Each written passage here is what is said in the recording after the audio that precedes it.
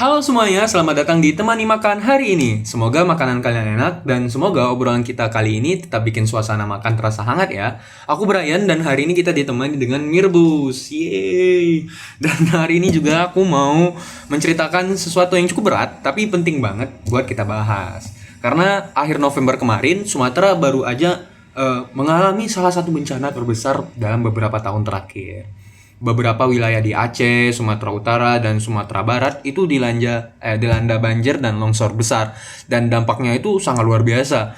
Menurut data yang saat video ini dibuat, itu 750 orang meninggal, ratusan orang masih hilang, sekitar 3,3 juta orang terdampak, dan 34 kota atau kabupaten itu juga ikut terdampak. Coba bayangkan, jutaan orang yang sebelumnya punya rumah, punya rutinitas, punya rasa aman, tiba-tiba harus mengungsi, tidur di tempat yang serba seadanya, menunggu bantuan sambil berharap keluarga mereka masih selamat. Jadi kebayang dong betapa mengerikannya bencana ini. Dan selama beberapa hari ini, media sosial kita juga penuh dengan video warga yang terjebak banjir, tanah longsor, suara-suara orang minta tolong, orang yang kedinginan karena berjam-jam menunggu dievakuasi. Dan kita semua itu cuma bisa melihat dari layar sambil berharap mereka itu cepat diselamatkan. Dan di saat kondisi seperti ini, status bencana nasional ternyata belum ditetapkan. Dan alasannya karena pemerintah pusat itu menganggap pemerintah daerah masih bisa menanganinya. Tapi buat sebagian besar masyarakat yang melihat kondisi di lapangan dan merasakannya langsung, itu keputusan yang jauh dari kenyataan. Banyak orang yang mengira bahwa penyebab banjir ini cuma hujan ekstrim dan karena cuaca. Dan memang hujan deras ditambah pengaruh siklon tropis Senyar itu jadi pemicu utamanya. Tapi ketika kita lihat lebih dalam, kondisi ini bukan sekedar soal hujan.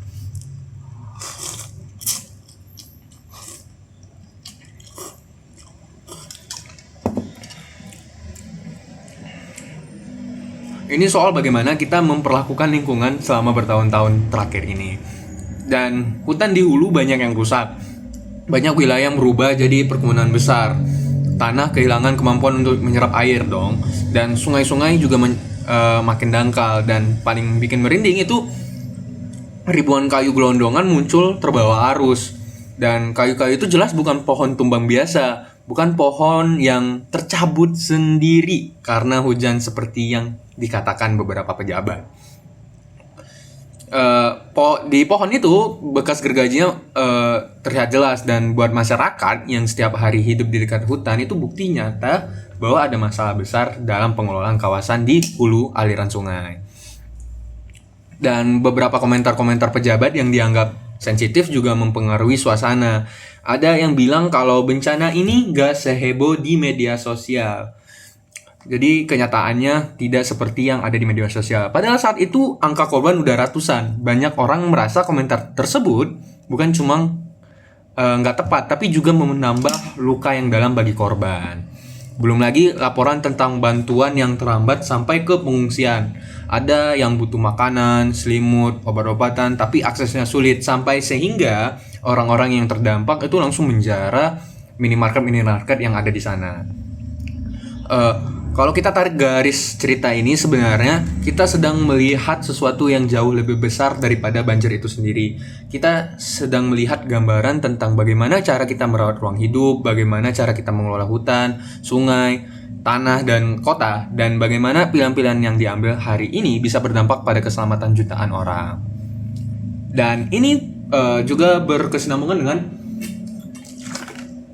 SDGs 11, 15, dan 13, yang dimana dunia sebenarnya sudah lama membahas pentingnya pembangunan yang gak cuma mengejar pertumbuhan, tapi juga memperhatikan keseimbangan antara manusia dan alam.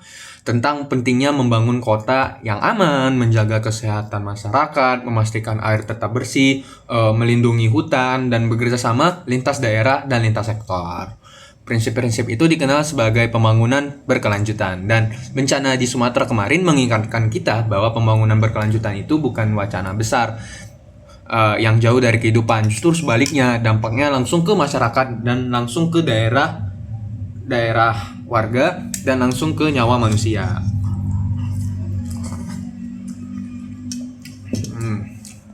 Dan kita sebagai generasi muda, mau nggak mau akan hidup paling lama dengan konsekuensi dari keputusan hari ini. Dan kita yang bakal menghadapi iklim yang makin ekstrim, cuaca yang sangat sulit diprediksi, dan resiko bencana yang semakin sering.